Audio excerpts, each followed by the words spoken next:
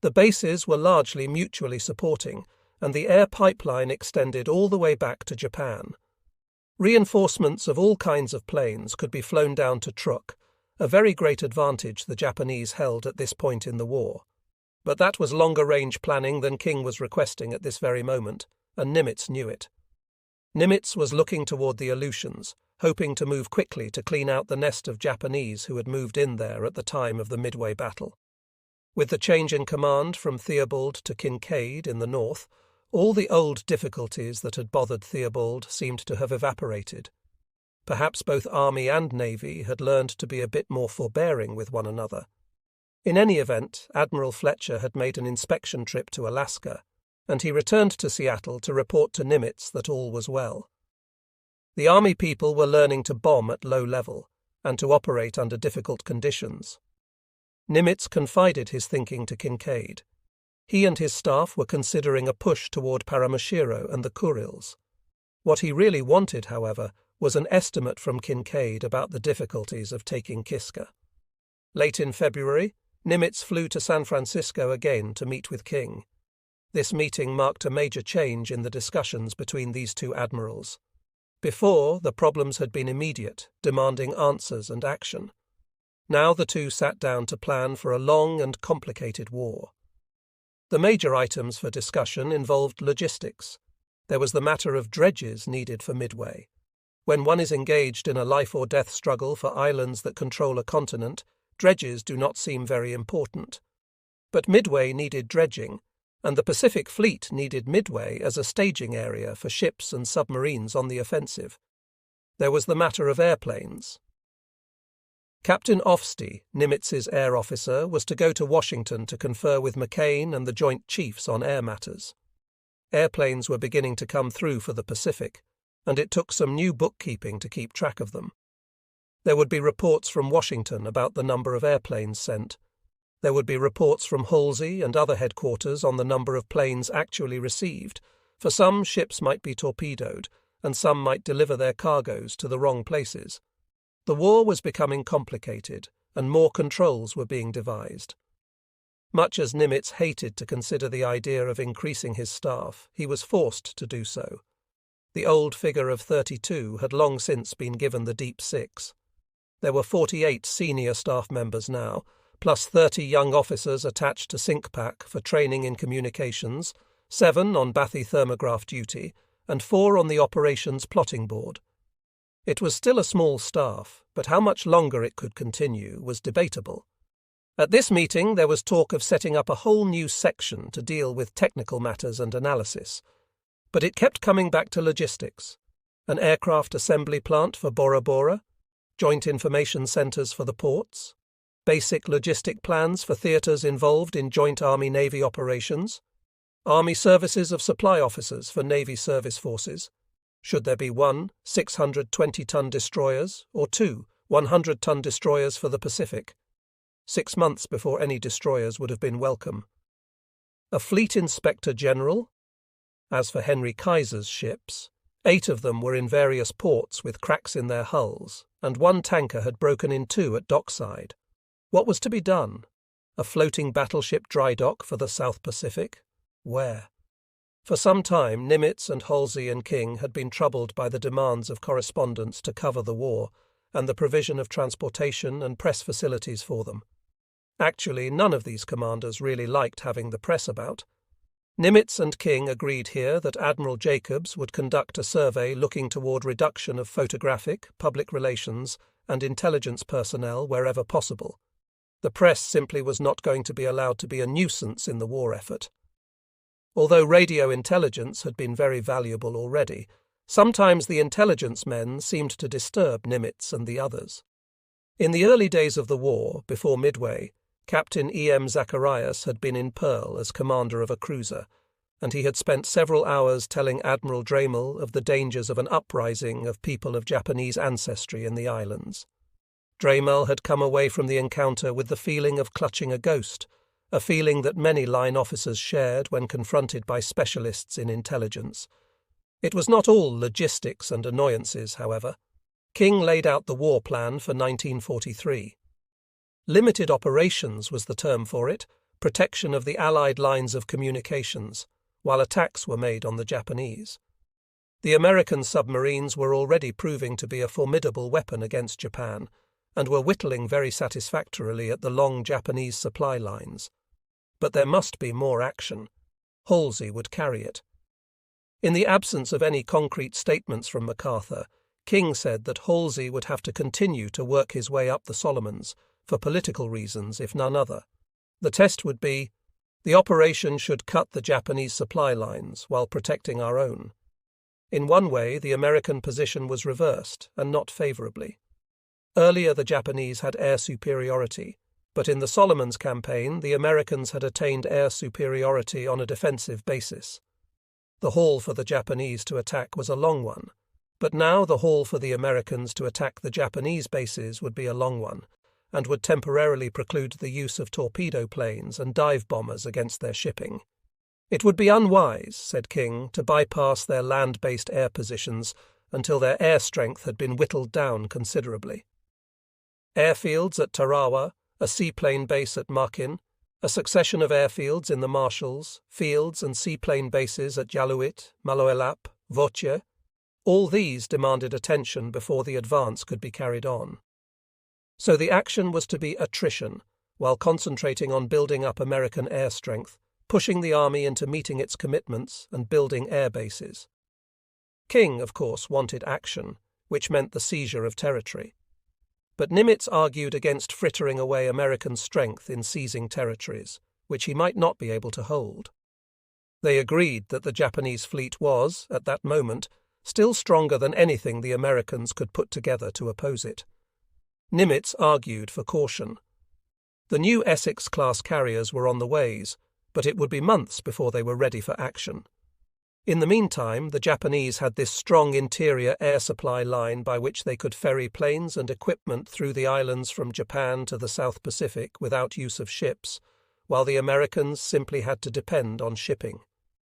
Nimitz was in favour of attrition, knocking out all the Japanese planes possible, and waiting until the fleet strength could be ready with the fleet air power that was needed.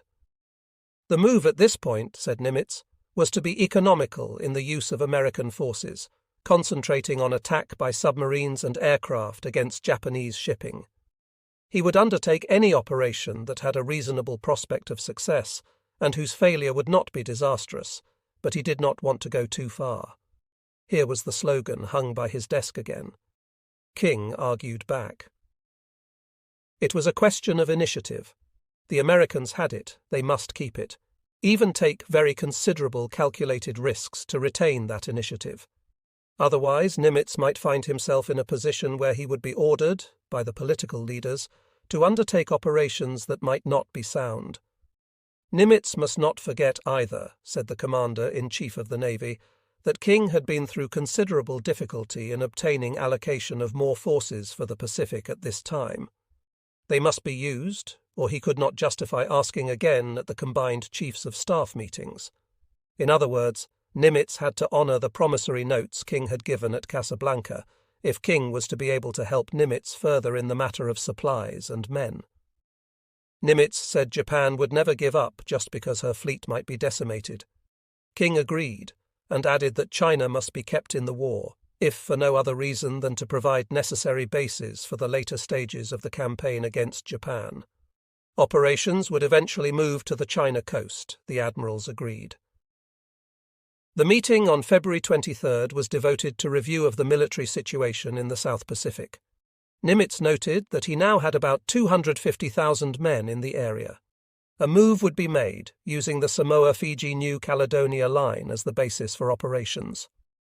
Now began a period of building and consolidating. Halsey was hard at it. In spite of Secretary Knox's low estimate of Halsey's abilities as commander, as opposed to fighter, Halsey saw precisely what had to be done, and began to do it.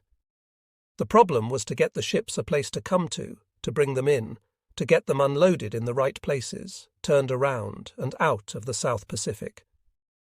Halsey had asked Nimitz for more destroyers, but there were no more destroyers. Nimitz had suggested that Halsey let the ships move about in the area without escort. Halsey refused, even though the days when Iron Bottom Sound seemed to be a Japanese lake had ended. "I do not feel justified in sending ships into the Cactus Ringbolt area, particularly troop ships, without an escort," Halsey told his chief. The supply and logistics problems were extremely complicated, even here, because the Navy was not geared to a long-line logistics approach. In order to help things along, Nimitz had sent Admiral Calhoun down to Halsey numerous times, and Calhoun had established a service squadron, Serv-on-Sopak. But in the tactical area, logistics were the responsibility of Admiral Turner, the amphibious force commander, and that specifically meant Tulagi and Guadalcanal, where bases had to be built up. Thus, there were two commands involved. Nimitz had suggested that the whole supply organization be put under Rear Admiral Cobb, the service squadron commander. Halsey had both commanders working separately for him, and they liked it. For example, when ships arrived at Noumea consigned to the Navy, Cobb worked out the details of unloading with the Army, for the Army had charge of unloading at Noumea. General Williamson, the Army base commander, had Army, Navy, Marine, and native labourers as stevedores, working on a 16-hour basis, with no distinctions among them. On arrival at shore, the Navy hauled off its own supplies, the Army did likewise, and so did the Marines, and put them in their own dumps. Warehouses were being built. In the meantime, Captain Nick Carter, the Advanced Bases supply man, was free to travel around to various bases and worry about their special problems. He was directly subordinate to Halsey, and Halsey felt it ought to stay that way. So did Carter. So did Cobb. Supply in the forward areas was also difficult and complicated because it involved Army, Navy, and Marines. Cobb would allocate vessels to all forward areas except Tulagi and Guadalcanal. The commanding general, Army, on Guadalcanal, would submit a requisition for all the forces there and in Tulagi, and these would go to the commanding general of the services of supply, Army, who parcelled them out to the various services. The stores were then allocated and assembled on ships moving forward. Kelly Turner would appoint a convoy commander, and the ships would move out. The commanding general on Guadalcanal would then supervise the unloading. Halsey wanted to keep the organization that way. "However," he said, "I am not bull-headed, at least I do not think I am, and I am perfectly willing to change at any time." Soon enough, he would have to change. During all these months when Nimitz had been directing the war in the Central and South Pacific, General MacArthur had been fighting in the Southwest Pacific. After Bataan, MacArthur had been completely on the defensive for several months. The Japanese had cleaned up the Philippines and the Netherlands East Indies. They had moved into Timor and Ceram, and then Dutch New Guinea. They had moved into Lae and Salamaua. In May 1942, they had started to invade Port Moresby.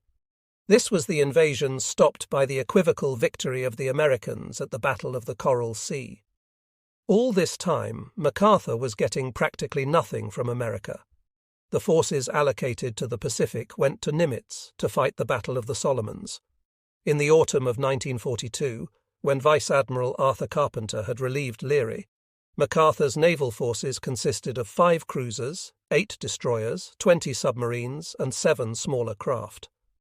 The once proud, though small, Asiatic fleet of the United States had been practically wiped out in the battles of the Philippines and the East Indies. Admiral Thomas C. Hart had come home. What was left of the fleet had been put in the hands of a Dutch admiral, and that was soon dissipated. The first offensive action had been the capture of Milne Bay, New Guinea, using Australian and American troops and Australian and American naval forces. The Japanese had tried to take Milne Bay, launching an amphibious operation, but the Australians and the Americans had fought them off. General MacArthur then set out to push the Japanese out of Papua. After months of almost unbelievable jungle fighting in mountains and swamps, the Australians and the Americans concluded the Papuan campaign just 2 weeks before Guadalcanal fell.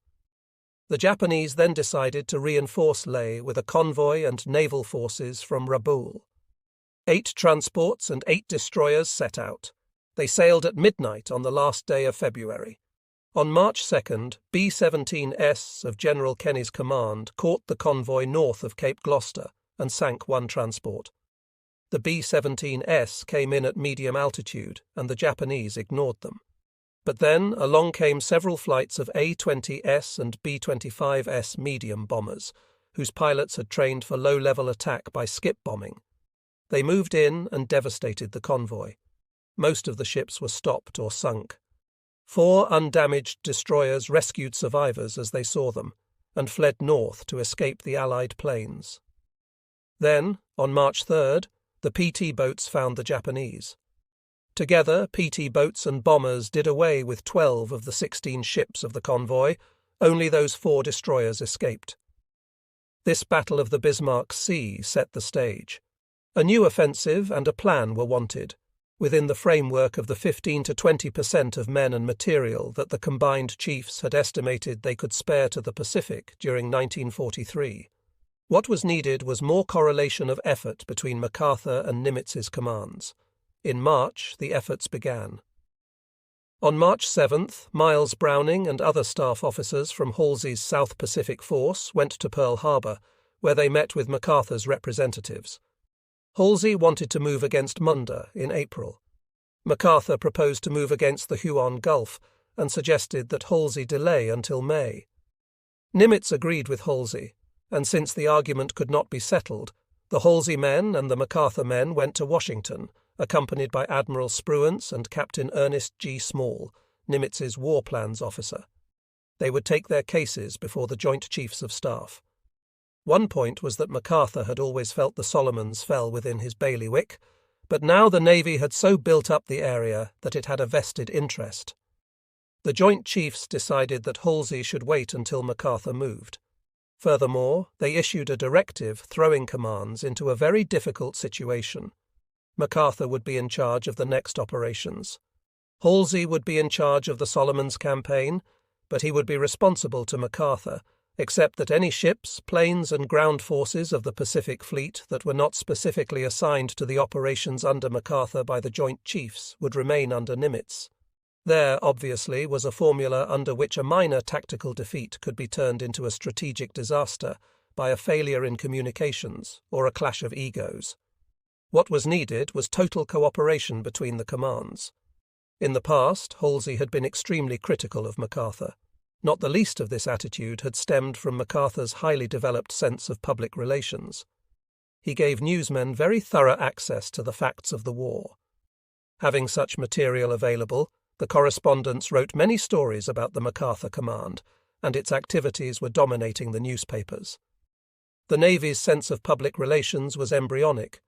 Traditionally, the Navy liked to mind its own business. In the case of the Pacific Fleet and the Navy at large, there was another indefinable factor.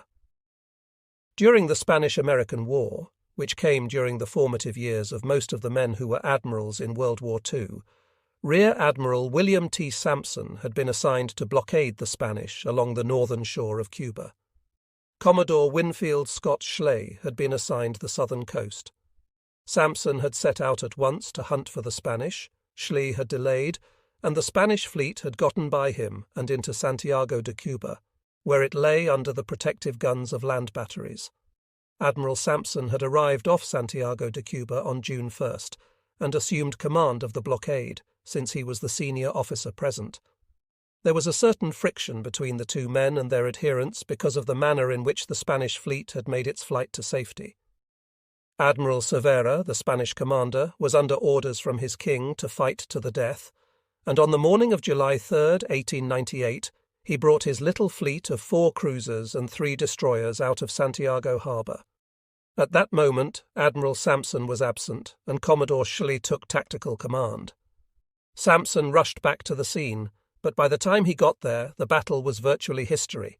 The Spanish naval might was destroyed. Then came a dingy page in American naval history. The two commanders began to quarrel about the honor of the victory. The quarrel lasted until their deaths and divided the naval service. Many hot arguments were waged, and many friendships destroyed by adherence to one or the other of these men. King, Nimitz, Halsey, all the senior admirals, could remember this disgraceful period only too well. They blamed the press by and large for keeping the struggle alive. Nimitz had vowed that if ever I reached a position of high command, I would do my best to stifle any such family controversies before they reached the attention of the public. But more than that, Nimitz, like King, Richardson, Bloch, and others, had become exceedingly shy of publicity. One reason for the Sampson-Schley controversy to have become as important as it did was the taking of sides by various members of a new breed, the war correspondents. Greatest of all these was Richard Harding Davis, but the war correspondents of the Spanish-American War were all romanticized figures, and their words carried much weight. In World War I, the Americans entered late, and the Navy's work was largely unromantic. World War II brought an entirely different picture, and yet the Navy was not attuned to the changes. The American press had been too well informed for too long to accept censorship without a struggle. The Navy had a very good argument. Fleet operations must be treated with far more secrecy than land military operations. Take a simple case of identification, which proved all-important. The Japanese believed that they had sunk Yorktown in the Battle of the Coral Sea. Had they known the truth, Admiral Yamamoto's planning for Midway might have taken quite a different turn, and the whole balance of the battle might have been changed. The Japanese did not know the truth about the Yorktown because naval censorship concealed the facts about the movements of ships and damages. In other cases, the Japanese might think they had sunk a cruiser when actually they had sunk a destroyer, and the difference in fleet power was very great indeed. Such was the legitimate argument for special public relations practices in the Navy that differed from those of the Army. But censorship can also be used to cloak idiocies. Furthermore, the people at home in the United States were vitally concerned with the progress of the war. Their production efforts depended on their morale, and this effect of the military upon the civilians was a factor the Navy Professional Officer Corps was not yet ready to appreciate. America had never been involved in an all-out war before. When Nimitz took command of the Pacific Fleet, he inherited his public relations officer, Lieutenant Commander Waldo Drake of the Naval Reserve, who had been shipping editor of the Los Angeles Times. Drake was a conscientious and extremely loyal man, inclined to hot temper and sometimes injudicious use of language, but he knew precisely how Nimitz wanted the press handled, and he did as he was told. In the beginning, a handful of newspaper correspondents was assigned to cover the war. Foster Haley came for the New York Times, James Kilgallen for International News Service, Keith Wheeler for the Chicago Times, Robert Casey for the Chicago Daily News, Robert Trumbull for the Honolulu Star-Bulletin, Frank Tremaine for United Press Associations, Jack Rice and Wendell Webb for Associated Press. Wheeler, for example, had flown out to Pearl Harbor by clipper with Haley and Kilgallen on Christmas Day, 1941. He had secured his press credentials, and the Navy had let him interview a handful of flyers who had shot down some Japanese planes. The wreckage of the battleships was in plain view for all to see, but the correspondents' questions were not answered. A few days later, Wheeler, Rice, Robert Landry of Life, H.R. Knickerbocker of the Chicago Sun, Joseph C. Harsh of the Christian Science Monitor, and Casey went to sea with Task Force 8. They were to be involved in the first big Halsey raid. As the war progressed, more correspondents came to join the fleet. Waldo Drake was promoted to commander, and his assistant, Lieutenant James Bassett, was sent down to the South Pacific to work for Halsey. Guadalcanal brought a new flock of correspondents into action, and in those desperate early days the correspondents seemed to be a terrible nuisance. They wanted plane space. They wanted to get their stories out. Some of them, fresh from civilian life, complained about their foxholes and other accommodations, and sometimes the naval officers became furious with these complaints. But by and large, the difficulties came about because Halsey, Nimitz, King, and the others took the position that 200 pounds of mail was of more value to the fleet than 200 pounds of correspondent. With Japanese bombs raining overhead, it was easy to forget that back home the people needed to know, independently, how the war was going along, and they needed non-security details, which only writers and reporters could give them. The difficulties of public relations came to light in this period of lull. The New Zealand minister to the United States asked Nimitz for permission to stop off in Guadalcanal on his way home, and Nimitz granted it, informing Halsey. Halsey bleated, I'm afraid I have been placed in a position that may well be embarrassing by your gang. When the fighting was still in progress in Guadalcanal, I refused permission for any civilians to go even to the button. Mr. Coates, a very fine gentleman, also a member of the New Zealand War Cabinet, requested authority in November to visit both Button and Guadalcanal. I turned him down. Your order for Mr. Nash, the New Zealand minister to the US, to be permitted to go to Guadalcanal will, of course, be carried out. However, it will give Mr. Coates a real reason for kicking if he chooses to make use of it. As a member of the New Zealand War Cabinet, he will naturally feel he has more right to visit his own flyers than has an accredited minister.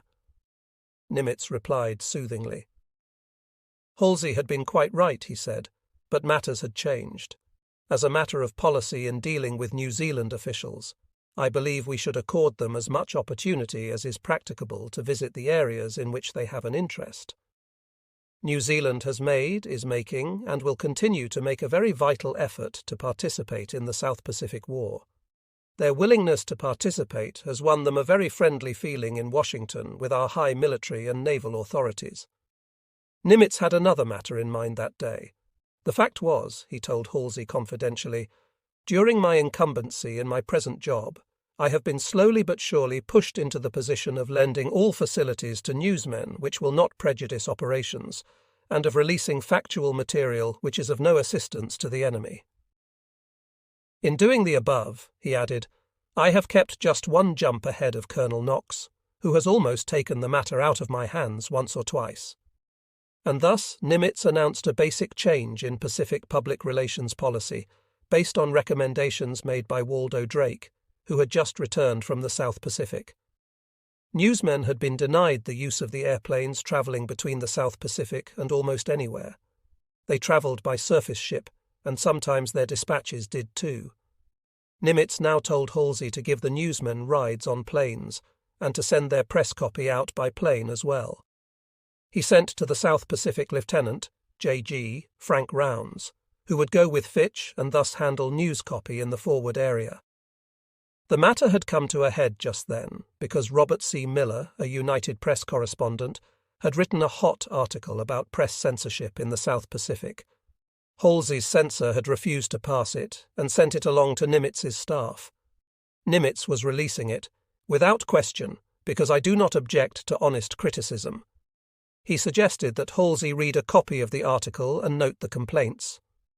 While I do not propose countenance releases which will be of benefit to the enemy, I believe that we should do everything in our power to avoid getting bad press, which articles like Miller's will certainly bring about.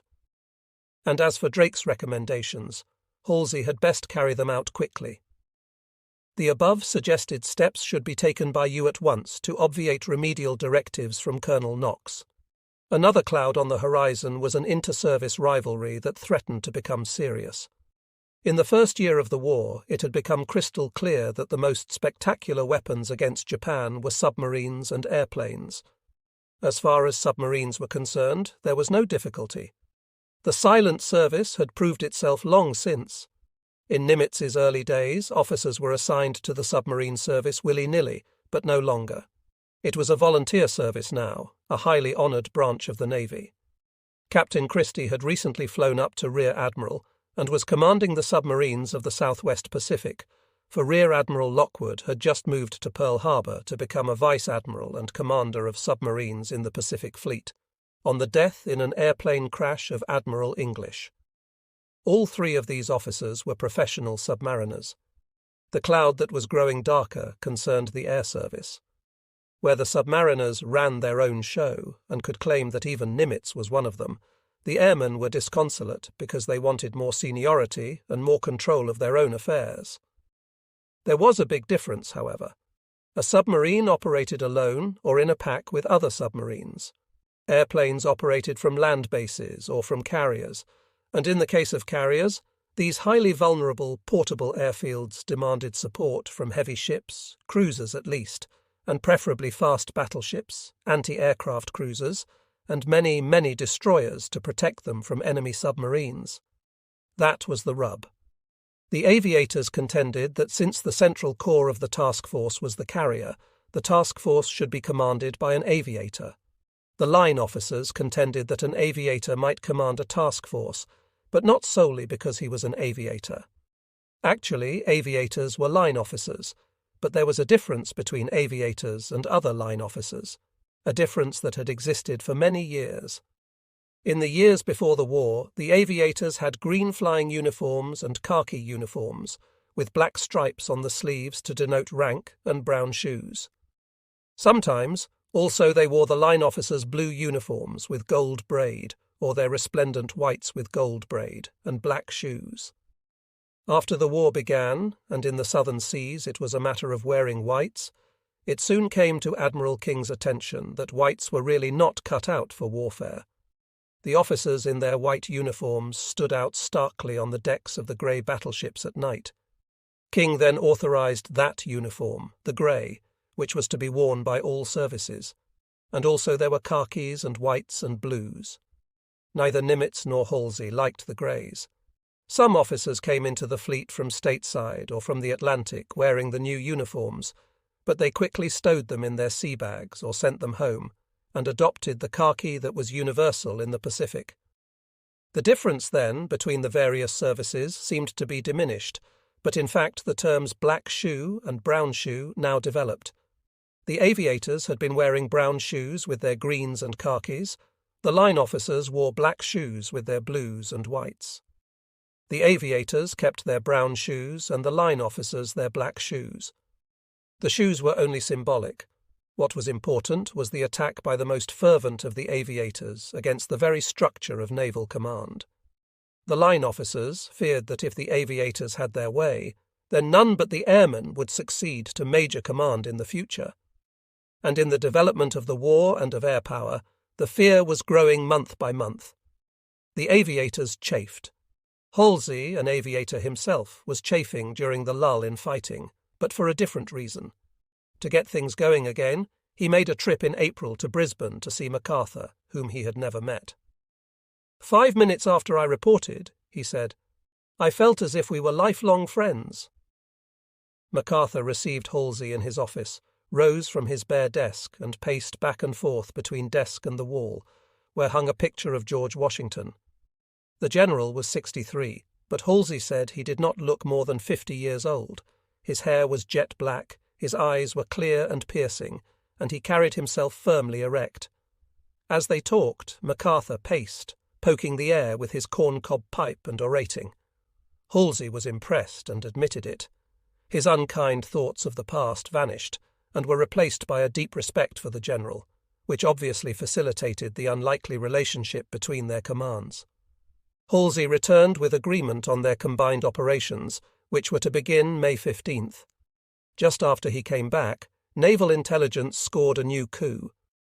Breaking the Japanese naval code again, the radio intelligence men deduced that Admiral Yamamoto was moving out on an inspection trip and would arrive at Balal Island near Bougainville on the morning of April 18th. P-38S of the Army 339th Fighter Squadron moved out that morning to intercept and shot down the Japanese admiral's plane in flames. Halsey and his people were delighted. Yamamoto had been a formidable enemy. His loss cost the Japanese dear in the months to come. Plans continued for MacArthur's Operation Elkton, which was to include the invasion of New Georgia by Halsey, combined with MacArthur's moves in New Guinea and occupation of Woodlark and Trobriand Islands. The operation was delayed until June, however, logistics and training problems. Halsey continued to be occupied with bombardment and bombing of the Japanese.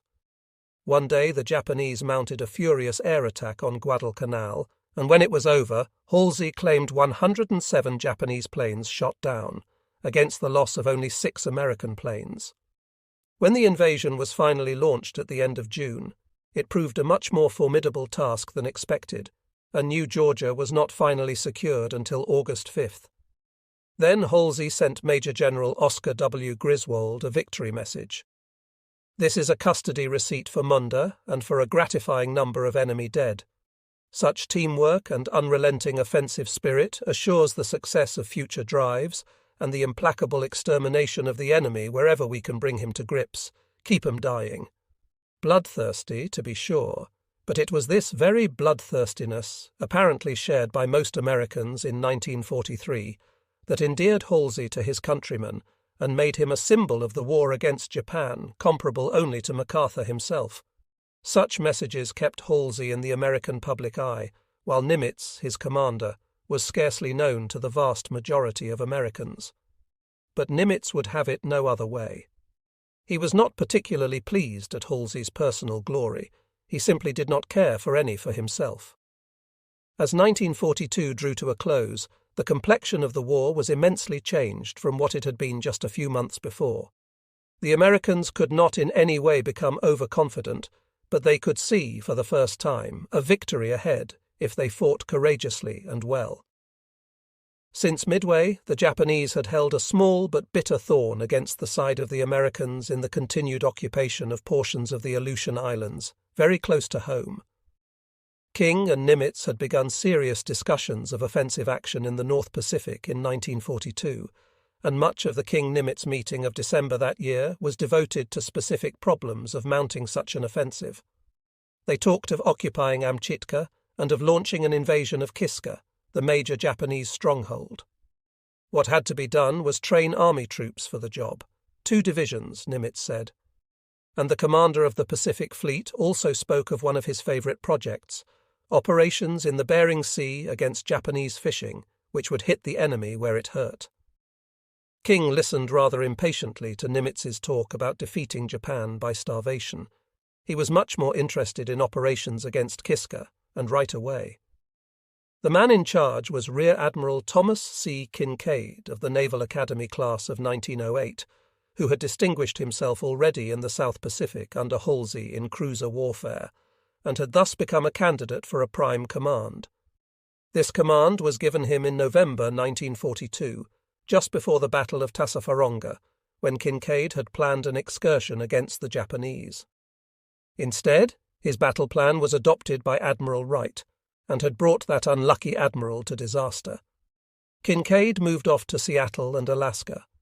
When Nimitz decided to launch an attack in the Aleutians as quickly as possible, Rear Admiral Francis W. Rockwell was called in as commander of amphibious forces in the Pacific Fleet at San Diego.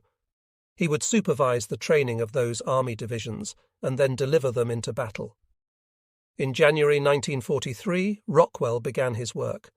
The Army's 7th Infantry Division began amphibious training in California. Kinkaid, meanwhile, was preparing for overall operations. In correspondence, Nimitz kept pushing for his little project of interfering with Japanese fishing, a little wistfully. As you know, Nimitz wrote, this industry plays an important part in their food economy. I believe that up to 30% of their fishing craft operate in the Sea of Okhotsk. If we could throw a scare into the boats by occasional forays with our S-class submarines, I feel sure we could cripple production to some extent. The operation would have to be executed carefully, for there is always the possibility of shooting up a Russian boat by mistake. In this connection, boarding officers at Seattle have obtained information on the differences between Russian and Japanese fishing craft. This is available to you. This project has been attempted before, but always, at the last minute, an imperative need for the necessary ships elsewhere forced abandonment. The ship's situation was still critical. Nimitz had recently inspected one of the new landing ship's tank, LST. The ugly, flat-nosed LSTs represented something new in amphibious warfare. He liked them, he told Kinkaid, but the real problem was the need for skill in handling these ships in rough seas. He did not tell Kinkaid, who had just asked for 6 of the new LSTs for his Aleutians operations, that Kinkaid would get only 2. The American forces were still spread very thinly. The new LSTs were too scarce to apportion as any commander would like, in good weather or in storms. Very soon another storm blew up in the North Pacific. Perhaps it was the cold climate and foul weather that brought commanders to one another's throats. Just as Admiral Theobald and Generals Butler and Buckner had argued earlier, now Admirals Kinkaid and Rockwell disputed over questions of command, until the Army commander of the Pacific Coast, Lieutenant General J.L. DeWitt, was thoroughly confused as to who was running what. Nimitz felt impelled to explain, which he did in a letter to DeWitt. Kinkaid was to be in command of the North Pacific for the Navy, and Rockwell was to be subordinate to him as amphibious commander. In January, the army had occupied Amchitka, which was uninhabited, but no amphibious commander had been involved. Thus, said Nimitz, Kinkaid retains command and control until Brigadier General Jones advises that the status of the occupation warrants incorporation in the Alaskan Defense Command. In the case of Attu, where opposition will be present, the ground force commander must have tactical command ashore from the time of landing. Rockwell will remain present as the naval commander while the landing phase of the operation continues, which will probably be until all opposition on shore has been destroyed. Thereafter, Rockwell's presence and some of his forces will no longer be required, and he will revert to my direct command and control. Naval support, however, will still be required for a considerable period, and upon departure of Rockwell, the naval responsibility and command for continuing support operations will be exercised directly by Kinkaid. Such were the confusing responsibilities of Nimitz's command that he would have to resolve such questions from a distance of thousands of miles. They were not very easily resolved. Rockwell continued to agitate, and Kinkaid continued to fret, until Nimitz was forced to send no fewer than 3 separate dispatches reiterating Kinkaid's power, and a soothing letter to Kinkaid besides. By that time much had happened, and much more was committed. At the end of 1942, when Nimitz had decided to remove Admiral Theobald in the North Pacific because of frictions with the Army and Air Force commanders, he had also removed Rear Admiral H. Smith as commander of the task group there, and substituted Rear Admiral Charles H. McMorris, once a member of the Nimitz staff. On March 26th, just off the Komandorsky Islands in the North Pacific, Admiral McMorris was looking for Japanese reinforcements to harry them in view of the impending invasion of Attu. He had the light cruiser Richmond, flagship, the heavy cruiser Salt Lake City, and 4 destroyers. Just after breakfast that morning, the force made radar contact with 5 vessels and prepared to fight. But when the vessels appeared out of the murk, there were not 5, but 10, and although McMorris did not know it, 2 more ships were in the area. The Japanese, for this is what the other force turned out to be, were 2 heavy cruisers, 2 light cruisers, 4 destroyers, and 2 transports. The odds were greater than 2 to 1, but McMorris attacked. The Japanese, under Vice Admiral Boshiro Hosagaya, came at them very fast, guns blazing and torpedoes racing. As the action continued, Salt Lake City was struck repeatedly and went dead in the water when Salt Sea snuffed out her burners. Fortunately, she was hidden by a smokescreen at the time. To save her, Admiral McMorris launched a destroyer attack on the Japanese column, and as the destroyers came up, the Japanese turned away.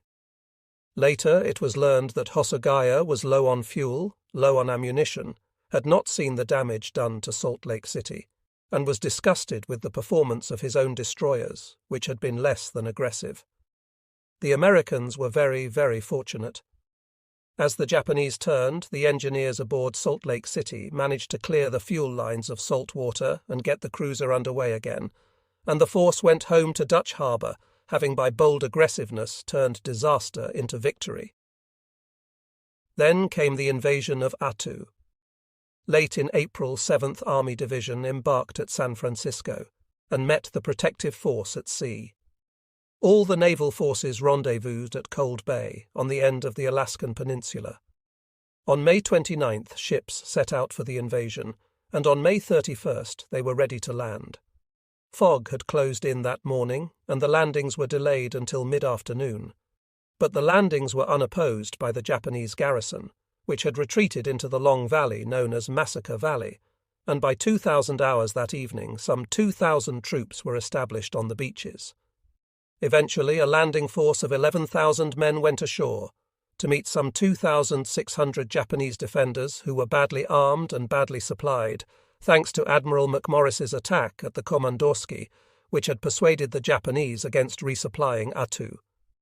The terrain was terrible, mud under muskeg, which caused the soldiers to slip and the trucks and tractors to bog down in slime. The ships stood offshore and bombarded the areas where the Japanese were supposed to be, with great vigour but little effect, even though they exhausted all their ammunition. Fog and confusion slowed the American advance, and in 48 hours they had gone approximately nowhere, not even a mile inland. General A.E. Brown, the army commander, was so discouraged that he muttered about needing reinforcements and road-building equipment to get across this land, and so unwise that he growled that it would take him 6 months to capture Attu. Unfortunately, the growl was issued in the presence of an officer of the USS Pennsylvania, who took the word back to Admiral Kinkaid, and the admiral, who was in charge of the whole operation, decided to relieve the general. On the evening of May 16th, Major General Eugene Landrum relieved General Brown. The Americans then began to move. The Japanese resisted fiercely, staging a banzai attack by 1,000 hopped-up warriors on the early morning of May 29th. They overran command posts and the forward medical station, stabbing a chaplain and several wounded soldiers, but eventually were stopped, whereupon some 500 of them committed suicide rather than surrender. Then, abruptly, the battle was over. Nearly all the Japanese defenders were dead, either killed by the soldiers or by their own hands. One of the strong points of the American commanders in the Pacific War was their willingness to admit mistakes and profit from them.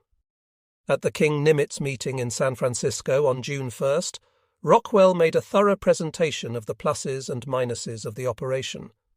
Intelligence had led him to expect that there were 300 Japanese on Attu, in which case a landing force of 11,000 men would seem adequate. There turned out to be 1,500, he said. Even after the battle, intelligence still missed the total by over 1,000. The training had been inadequate. Only one 10-day exercise for each army battalion and no training at all on the beach. In the landings, they lost 9 boats of a total 110. Rockwell blamed this on the lack of an attack cargo ship, which could unload supplies into boats much more handily than attack transports, which he had. The hydrographic information about the area was totally inadequate, based entirely on photographs. The bombardment had not taught them very much, really. Now we have learned that this type of bombardment can be done, but it should be done more intelligently. But no one went into any detail about the effectiveness or lack of it and the reasons.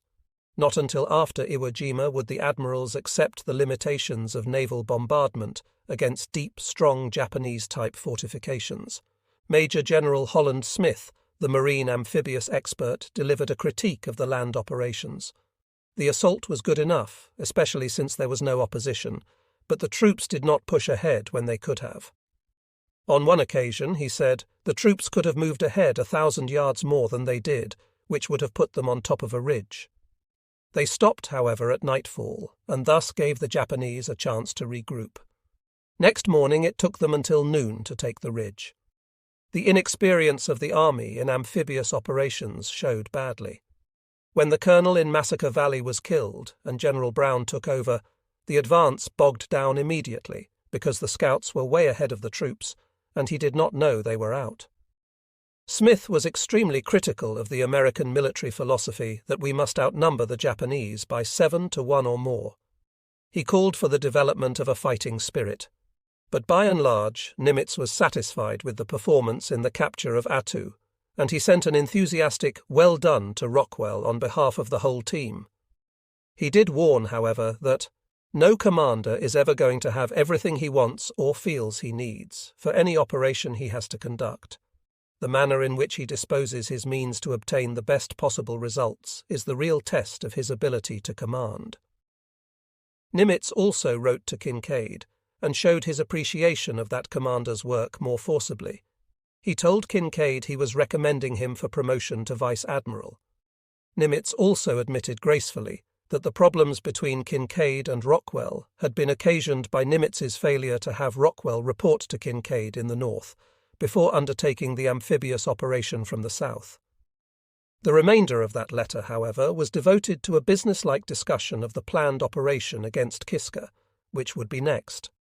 As for Admiral McMorris, his conduct at the Battle of the Komandorski won him the job of Chief of Staff to Nimitz, who wanted aggressive thinkers around him. As always, after this operation there were some problems and ruffled feathers to be smoothed. The situation of Vice Admiral Frank Jack Fletcher was particularly difficult. Fletcher had been a key figure in the early days of the war, sidetracked because of King's suspicion that he was not sufficiently aggressive. In the Aleutians operations, King had directed Fletcher to place himself and his forces at the disposal of Nimitz. Fletcher had placed the resources of his northwest sea frontier at Nimitz's disposal, but not himself, for it was awkward for him to consider taking orders from Rear Admiral Kinkaid. Nimitz had to assure King that Fletcher's action had caused him no trouble, and he also had to soothe Fletcher's feelings, because that admiral was disconsolate at being left out of the action. He did so with marvellous aplomb. He told King that Fletcher had been most cooperative, and he told Fletcher that he would make more use of his services in the planned operation against Kiska. He indicated to King that this situation would resolve itself after Kiska, since no more operations near a sea frontier would be contemplated. But Fletcher could continue to hope that operations against Japanese possessions in the North Pacific might bring his re-involvement in naval action. Although Nimitz was thousands of miles away from the scene of the Aleutians action, the right hand of his control was here. For example, the transport Middleton had gone aground in heavy seas months before, and after an inquiry, Kinkaid disciplined the captain of the ship. His action and his report had come in time to Nimitz's desk, and late in June, Nimitz wrote Kinkaid about the affair. The Middleton record is at hand. To put it briefly, your action, in the light of the record, puzzled me. A review of the testimony shows no evidence of culpable inefficiency on the part of the captain and no lack of training on the part of his ship's company as would contribute to the grounding. As I see it, the captain knew the risks involved, but, required by the army to accept them, he took all the precautions that prudence and good seamanship demanded. Curtis, who is here, spoke of the fine work done by the captain of the Middleton in support of the army during the entire time that the salvage operations were in progress. There may be some background to this that I do not know. Your interpretation of the testimony probably differs from mine. Prior to disapproving your action, as I must on the record, I desire your comment. Kinkaid replied that the captain had made a reasonable plan, but had not followed it, and had shown bad seamanship. He supported his argument with details. Nimitz then, and only then, approved Kinkaid's punitive action. The commander-in-chief of the Pacific Fleet never missed a trick. If the Japanese threat against the American continental territory was to be ended, it must be done in several ways. For as long as anyone could remember, the Naval War College studies had indicated that a war against Japan would be fought in the Central Pacific. Still, there were many considerations, and while Nimitz recalled very well his studies at the War College, and later was to say with some exaggeration that everything he did in the Pacific was the application of those studies, the basic naval plan was very much in his mind. At this point in the spring of 1943, there were many delicate balances for Admiral Nimitz to consider in laying his plans. They were, also, his plans. Much earlier, the strategy of the Pacific War had been laid down in meetings among the personalities. The Joint Chiefs of Staff entrusted general supervision to Admiral King, and Admiral Nimitz presented his plans to Admiral King, who then approved, embroidered, or disapproved. Usually he approved the major part of the plan, but made some alterations of his own. In the early months of 1943, and particularly in the spring, Nimitz began stepping out. With a little more material to use, a steady flow of officers and men from the West Coast, and some feeling of jubilance in a few hard-won and very important victories, Nimitz's planning could be cautiously aggressive. When the Joint Chiefs of Staff set up the combined operations between Halsey's South Pacific Command and General MacArthur's Southwest Pacific Command, Nimitz was quick to see how the wind in Washington was blowing. He recognized a preference by the Joint Chiefs for giving the Army General strategic command of such big land operations as New Guinea would involve. He also saw something else. Under MacArthur's plan, Nimitz wrote King, there will be little real need for major surface forces of the Pacific Fleet in the SOPAC area until well into the summer. On the other hand, the presence of the bulk of our forces in SOPAC area during this period of waiting will offer incentive to the Jap fleet, which is definitely not pinned to the Solomons New Guinea area, to strike elsewhere in the Pacific. What Nimitz proposed was the establishment of a huge new task force, Task Force 50, and the promotion of Raymond Spruance to Vice Admiral to take charge of this force. He would draw from the South Pacific and from the North Pacific to create this striking force. Actually, Task Force 50 had been put together from Battleship Division 3, and some odds and ends of cruisers and destroyers some time earlier. But Nimitz had come down with malaria following his exposure in the Solomons weeks earlier, and matters had been delayed a bit.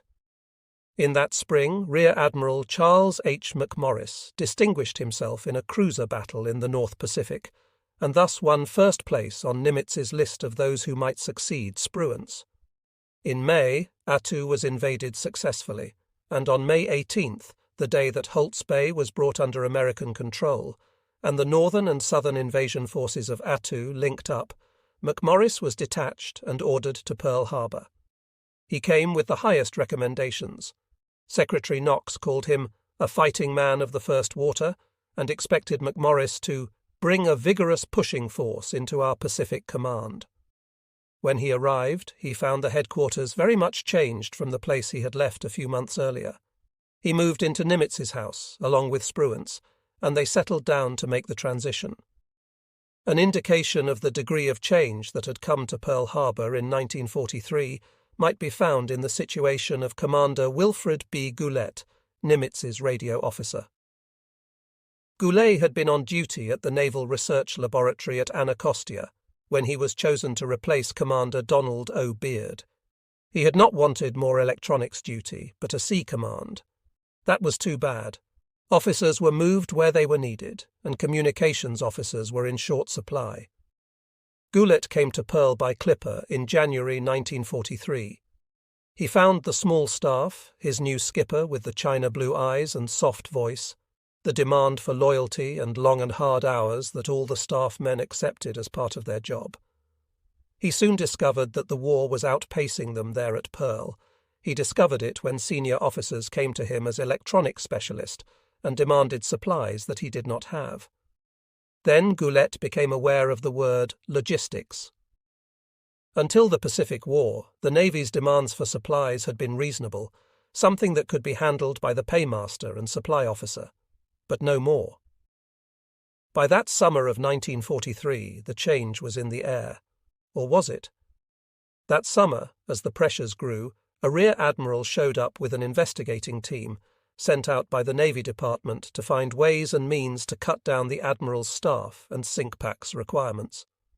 When Goulet arrived, really to be electronics officer, he took over the SINCPAC pool, which consisted of thousands of spare parts for electronics equipment.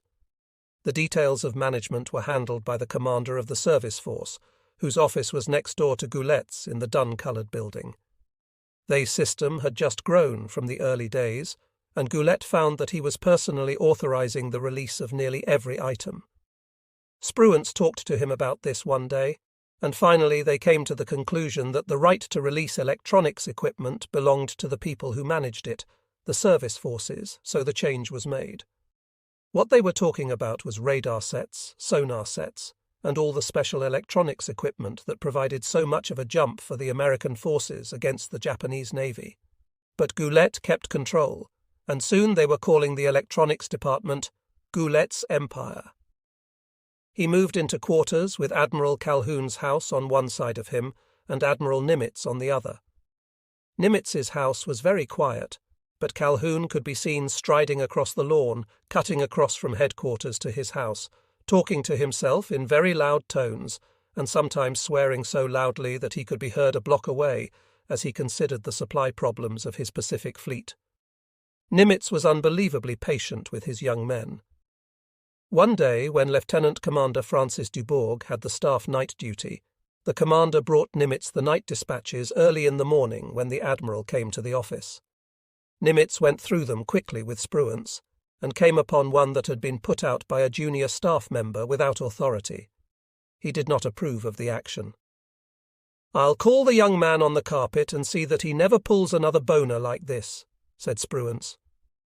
Nimitz looked up mildly. "Well," he said, "there's no real damage done, and perhaps the idea has some merit. It isn't what you or I would have done, but at least he showed initiative and took positive action. Let's not kill his fire. Keep your eye on him and ensure that he is kept informed of command policy. But Nimitz could also be very, very tough. As McMorris gradually took over from Spruance that summer, the office of Chief of Staff quickly became known as Bottleneck Bay, and the situation indicated by this title posed some interesting problems for members of the staff. One day, the Assistant Public Relations Officer, Lieutenant Commander Kenneth McArdle, was asked to prepare a list of questions the correspondents wanted to ask the Admiral. McArdle did his job, 14 questions it was, and passed them on to Admiral McMorris.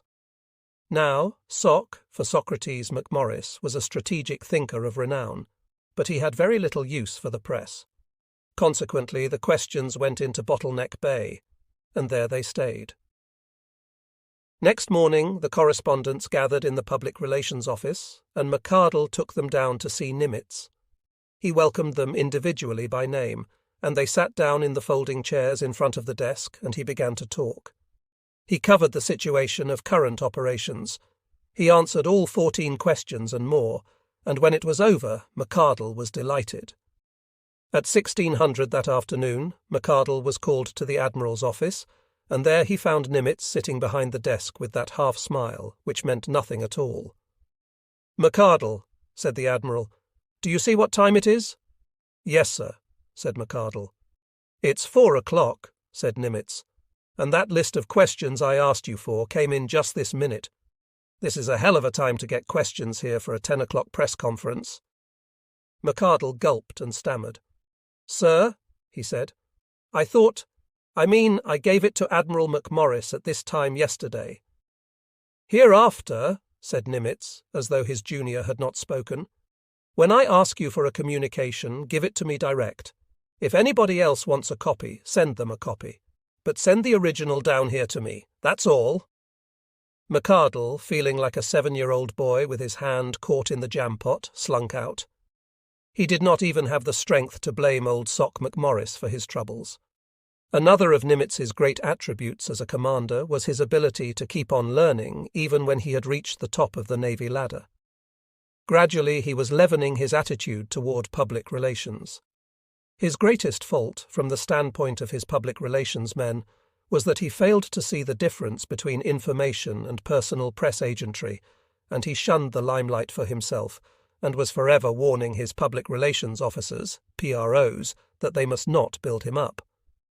Spruance was an entirely different personality from Halsey, for example, and although on the surface he seemed to be much more like Nimitz, he was sterner, more intellectual perhaps, and far more introverted. If he had his way, the correspondents would not have been allowed hammock room on his ships, and he very seldom would meet with the press. Spruance expressed his attitude. "Personal publicity in a war can be a drawback because it may affect a man's thinking. A commander may not have sought it. It may have been forced upon him by zealous subordinates or imaginative war correspondents. Once started, however, it is hard to keep in check. In the early days of a war, when little about the various commanders is known to the public, and some admiral or general does a good and perhaps spectacular job, he gets a head start in publicity. Anything he does thereafter tends towards greater headline value than the same thing done by others, following the journalistic rule that names make news.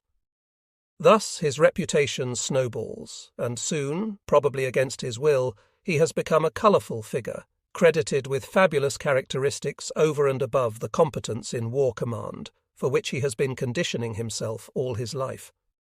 His fame may not have gone to his head, but there is nevertheless danger in this. Should he get to identifying himself with the figure as publicized, he may subconsciously start thinking in terms of what his reputation calls for, rather than of how best to meet the actual problem confronting him.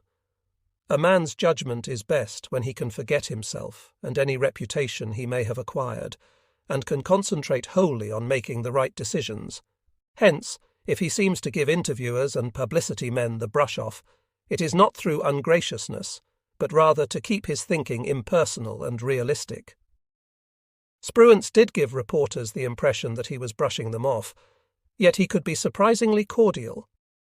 Frank D. Morris of Collier's sought an interview with him after Spruance was appointed to his new job, and Waldo Drake said, in that high, scratchy record voice of his, that it would probably be impossible, but that he would try.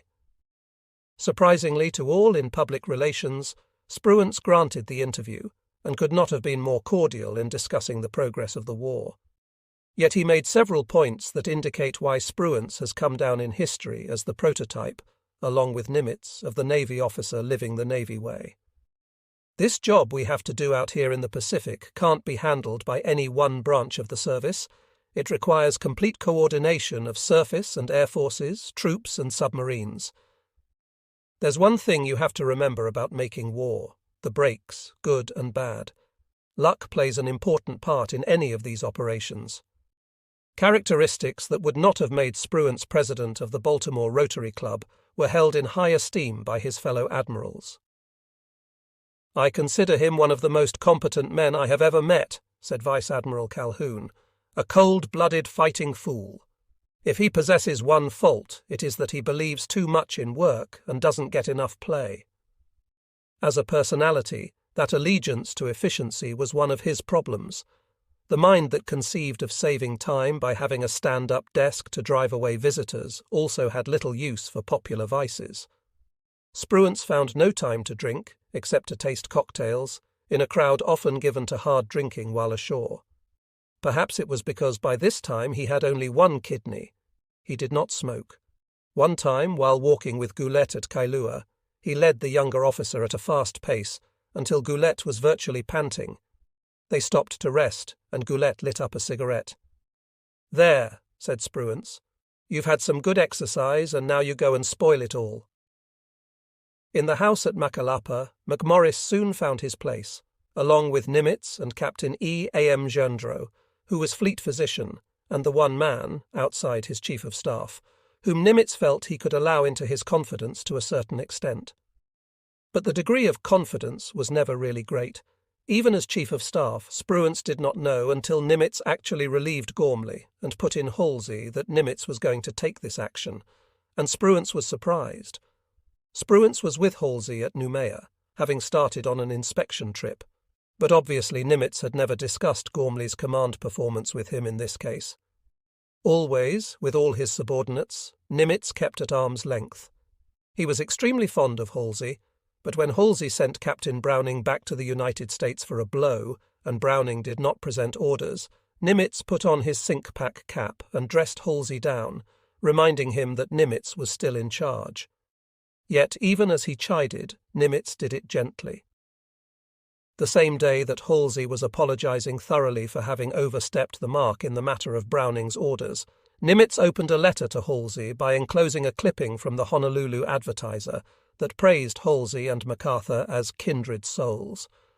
As Nimitz prepared for Central Pacific operations, he made assessments.